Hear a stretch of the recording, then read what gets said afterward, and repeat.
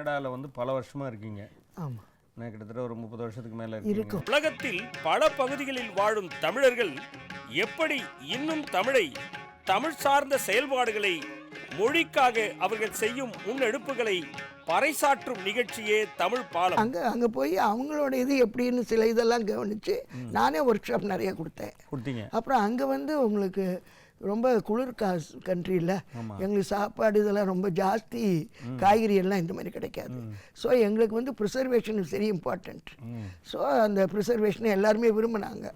So நான் எல்லா லேடிஸை கூப்பிட்டு அவங்களுக்கெல்லாம் கற்றுக் கொடுத்து அந்த மாதிரிலாம் கொஞ்சம் ஒர்க் ஷாப் எல்லாம் பண்ணேன். அப்படி இந்த கோலம் எல்லாம் இருக்குல்ல, அதெல்லாம் நம்ம ஊருப்படியே நான் அங்கே சொல்லி கொடுப்பேன். நீங்கள் சொல்லி கொடுக்குறீங்க? ஆமாம். அப்புறம் வந்து நான் ஒரு தடவை என்ன பண்ணேன்னா, இந்த வேஸ்ட் சீடிஸ் இருக்குல்ல, ஆமாம், வேஸ்ட் சீடி அதில் வந்து டெக்கரேட் பண்ணி அதை ரங்கோலியா அந்த நம்ம ஊர் கோலம் மாதிரி கோபுரம் அதெல்லாம் வச்சு அப்படிலாம் தமிழ் சங்கத்தில் நாங்கள் அதெல்லாம் பண்ணுவோம் நிறைய. ஞாயிறு தோறும் நண்பகல் 12:05 மணிக்கு காணத் தவறாதீர்கள் உங்கள் டிடி தமிழில் தமிழ் பாலம்.